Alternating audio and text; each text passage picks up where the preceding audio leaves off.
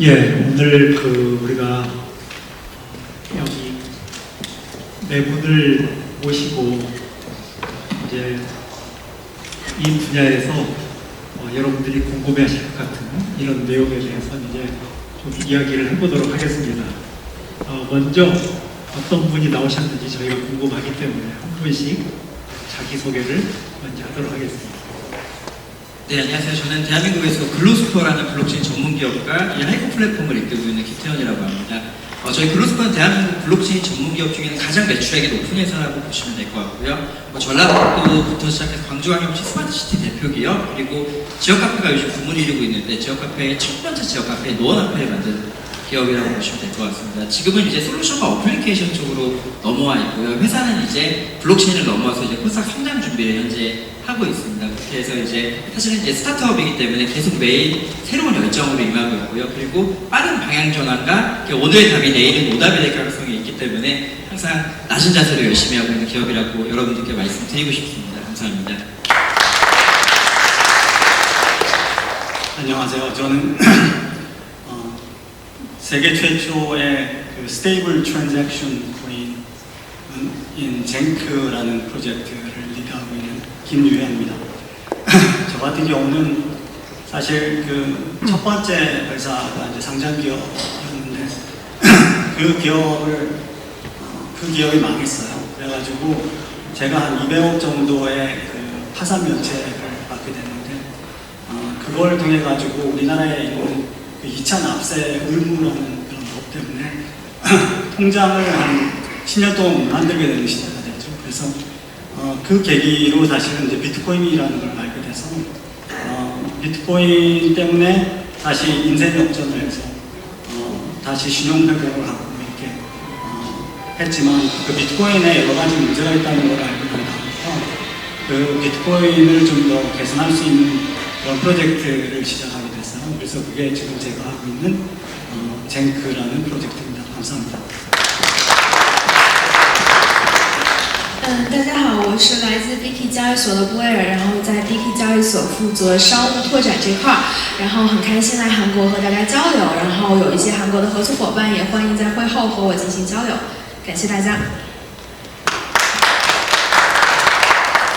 안녕하세요. 저는 네오에서 한국 지사 담당하고 있고요.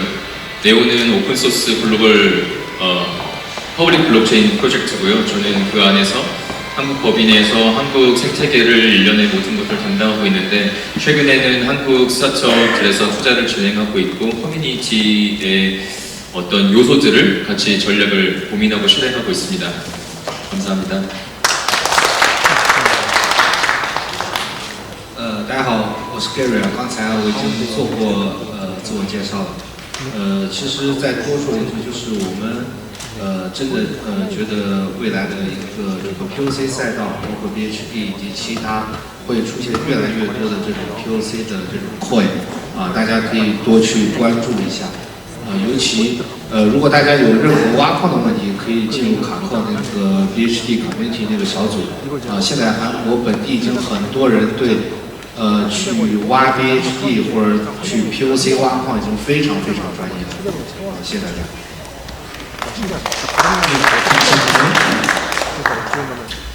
제가 여러분들에게 질문을 드리고 싶은 게 여러분들이 항상 희망적인 얘기를 많이 하시잖아요. 그런데 여러분이 이 업역에서 지금까지 일을 하시면서 이런 것이 정말 애로사항이고 이게 우리가 넘어야 될 장벽이다 이런 것들이 많이 있었을 것 같아요. 아마 이 자리에 계신 분들에게는 그런 게 더 도움이 되지 않을까 그런 생각이 들어서 제가 우리 김 대표님 다시 한번 순서대로 말씀 듣도록 하겠습니다. 사실은 거의 많은 블록체인 회사가 있지만 저희만큼 이렇게 영업을 많이 다니는 회사는 없을 겁니다. 저는 이 회의가 이 행사가 끝나고 이제 정부회의에 참석하고 바로 저희 지방으로 영업을 가요. 그래서 추석 전날까지 또 이제 지방 영업을 돌고 들어오는데요. 애로사항이라기보다는 반성할 점들이 되게 많습니다. 일반적으로 이제 공무원들이나 이 정부 이런 기관들이 분명 답답한 부분들도 있는데 이런 게 우리가 좀 틀려요. 공유경제에서 예를 들어서 뭐 타다라든지 이런 서비스들이 이제 정부에서 만약에 반대를 했을 때는 국민들이 들고 일어나요. 그게 왜 그러냐면은 그 서비스를 체감해본 국민들이 있기 때문에 그래요. 그런데 이제 블록체인 같은 경우는 아직까지 저부터가 이 필러 콘텐츠를 만들어내지 못한 부분들이 있거든요. 그러니까 눈에 보이지 않는 무형의 무엇인가를 인정해달라고 하니까 일반적인 이 지방정부나 이런 쪽에 어떻게 보면은 이런 실공무원분들 입장에서는 아니 나는 가만히 있어도 호봉이 올라가고 어차피 순환보직이라서 2년 있으면 내 보직 바뀌는데 내가 왜 굳이 블록체인을 선택해야 되라는 기술 거부감을 상당히 드러내고 있습니다. 그래서 가장 애로사항이라기보다는 가장 항상 반성할 점들이 많이 달고 다니고 그렇다고 정부가 잘했다는 건 박성준 교수님이 더 잘하시기 때문에 절대 아닙니다. 네, 그렇지만 이제 저희 이런 기업인들이나 저희 이런 컨텐츠 업체들이나 플랫폼 업체들도 더 이상 미래를 위해 말할 시간은 이제 없는 것 같습니다. 이제는 각자 자기의 요소들에서 이 킬러 컨텐츠를 만들어내야 된다. 그게 결국에는 우리가 인정을 받기 원하는 것보다 그들한테 자연스럽게 이해를 시켜줄 수 있는 그런 하나의 길이 되지 않을까 그런 다짐을 매일 하면서 영업에 임하고 있습니다. 감사합니다. 예. 네, 제 생각에는 제가 뭐 소개할 때 잠깐 말씀드렸듯이 실질적으로 저한테는 탈중앙화라는 개념 자체가 굉장히 소중해요. 왜냐하면 그게 없었으면 제가 다시 통장을 만들 수도 없고 신용회복할 수도 없었고 정부는 제가 은행 통장을 만들면 그걸 갖다가 이제 압류만 하고 뭐 이제 그런 사태가 계속됐었는데 그렇기 때문에 사실은 탈중앙화라는 게 굉장히 중요하다고 생각해요.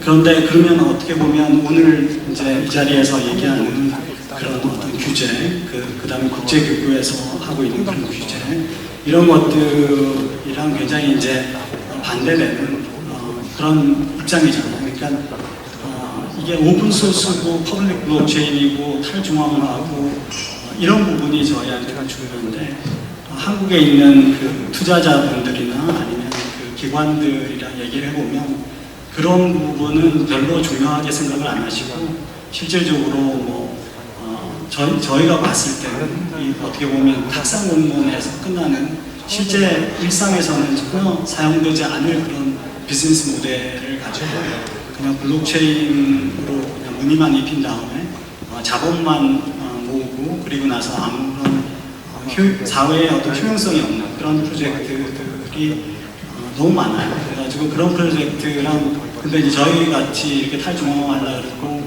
다오를 만들어가지고 이런 프로젝트를 하려고 해도 그런 부분을 중요하게 인정 안 해주는 지금 이제 한국의 편황 이런 부분이 가장 큰 애로사항이라고 생각합니다.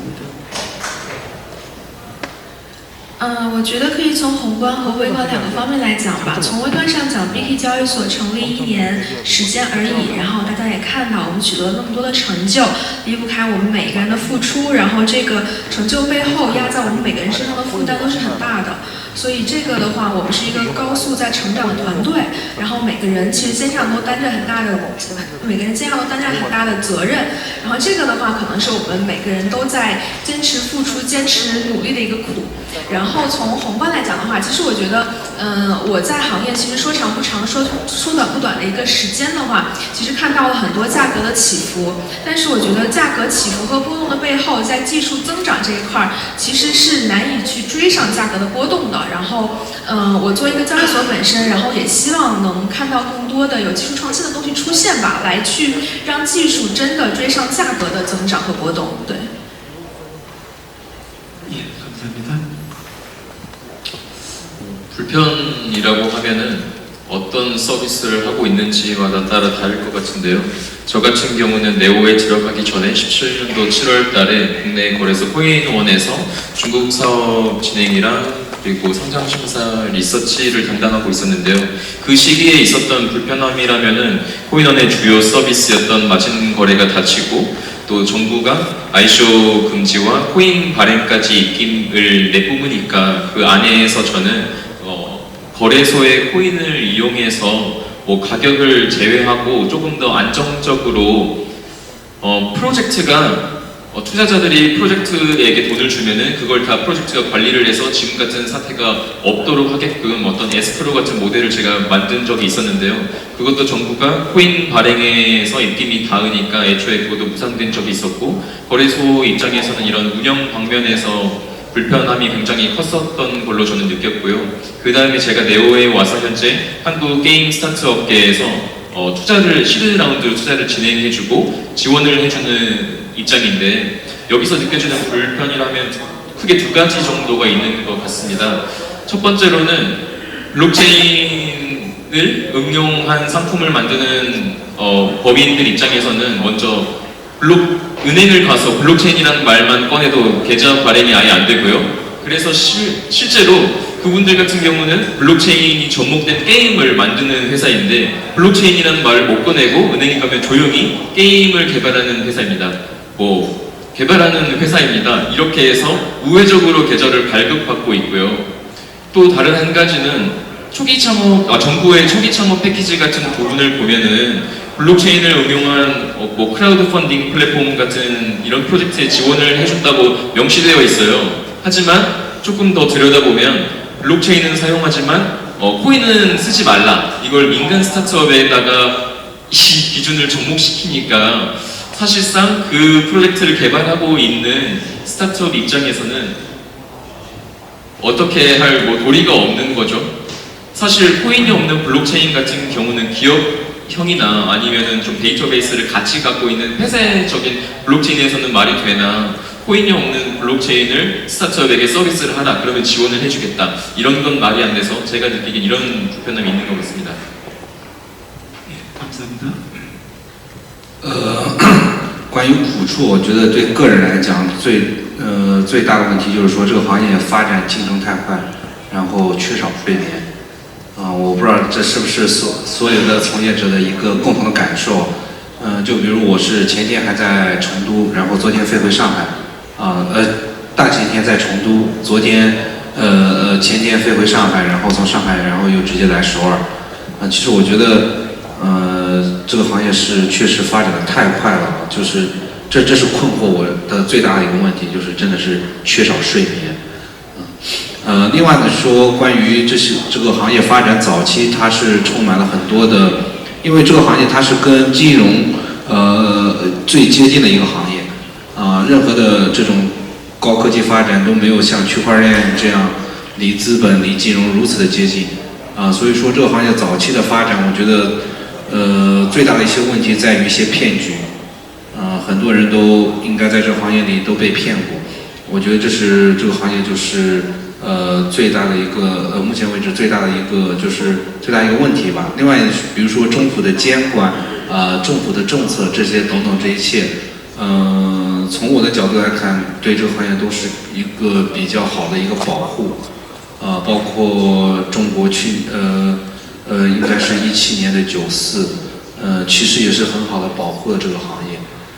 另外包括最新的这个全球反洗钱组织的这个政策，其实更多是让这个行业在健康的轨道上更好的发展。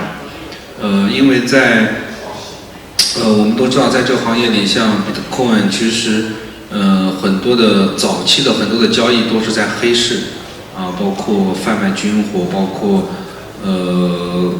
毒品啊，包括一些杀手一些通缉令都用的是 Bitcoin， 这是非常早期的发展阶段的时候。那发展到今天，其实它已经用于很多这种传统的金融领域。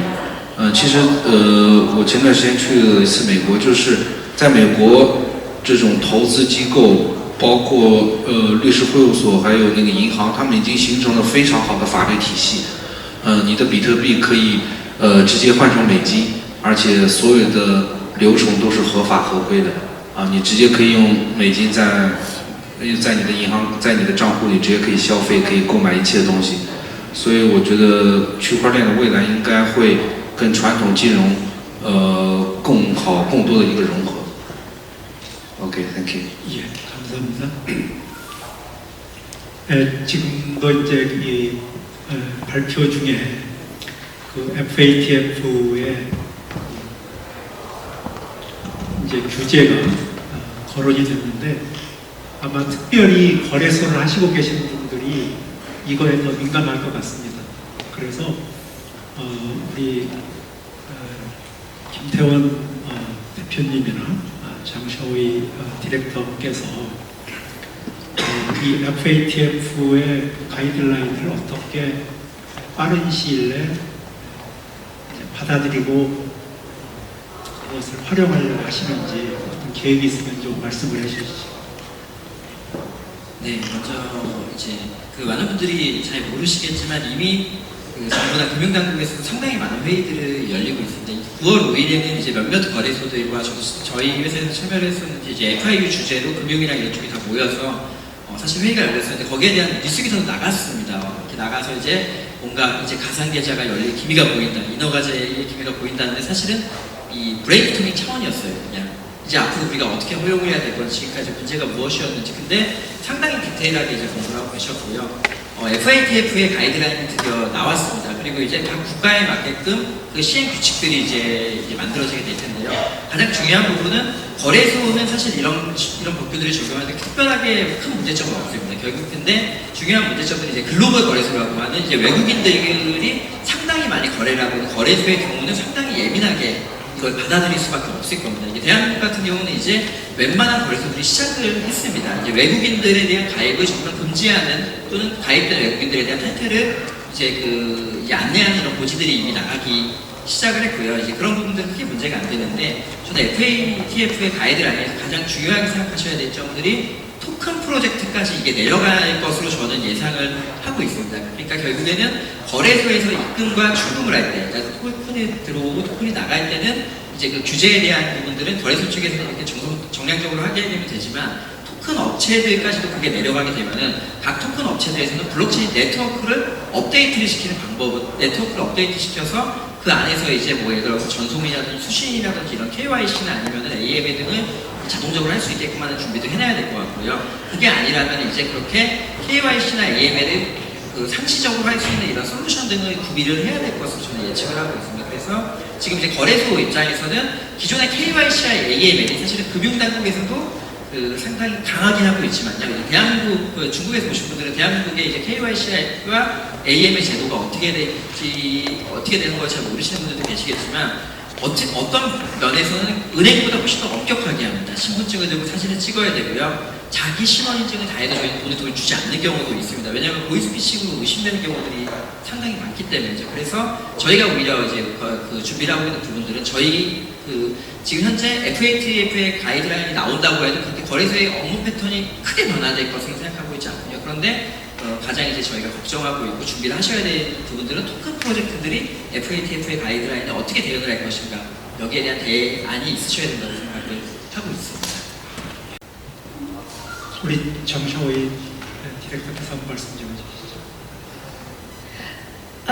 其实这块的话，就是中国就是本身来说的话，在出入金这块是本身是比较限制的政策。然后我们目前来说的话，也是一个主要还是集中在中国用户的交易所。然后这块的话，我觉得未来我们主要集中火力会在海外，拓展海外市场。然后这块的话，我觉得就是分几点来说吧。一个是我觉得做海外分站的时候要做好风险隔离，因为其实不同国家对于这块的政策，其实各个国家之间虽然可能都有这种 AML 类似的法规，但是细则上肯定不太一样。然后我觉得不同的分站之间做好风险隔离，然后同时在流量入口端、用户端的 KYC 各个条款上面，然后的一些流程上，然后在这种流程的环节更符合当地的一些文化和规定，然后更拥抱当地的一个监管，然后让自己完全的融入当地，而不是说作为一个主站，然后去坚持自己的东西。我觉得这个是作为一个我们 base 在国内的交易所是比较重要的一点。对，谢谢。 감사합니다. 우리 또 나머지 세 분 중에 또 하실 말씀 혹시 있으십니까? 제가 한 말씀 드리겠습니다. 제 생각에는 어떻게 보면 이런 미국이 지금 현재 주도하고 있는 FATF 같은 경우에 사실 이제 미국의 기축통화를 기준으로 전 세계 지금 현존하는 금융 시스템이 다 만들어져 있잖아요. 그러니까 그거를 어떻게든 이제 지켜내기 위해서 이런 이제 규제를 한다고 생각하고요. 이제 그런 건데 거기에 대해서는 어떤 말씀을 드리고 싶냐면 제 생각에는 이런 개인정보 보호가 어떻게 보면 우리가 한 수십 년 동안 싸워서 일궈낸 그런 언론의 자유가 있잖아요, 지금 현재는. 근데 지금은 사실은 우리가 그 금융의 자유는 없는 시대에 살고 있는 거죠.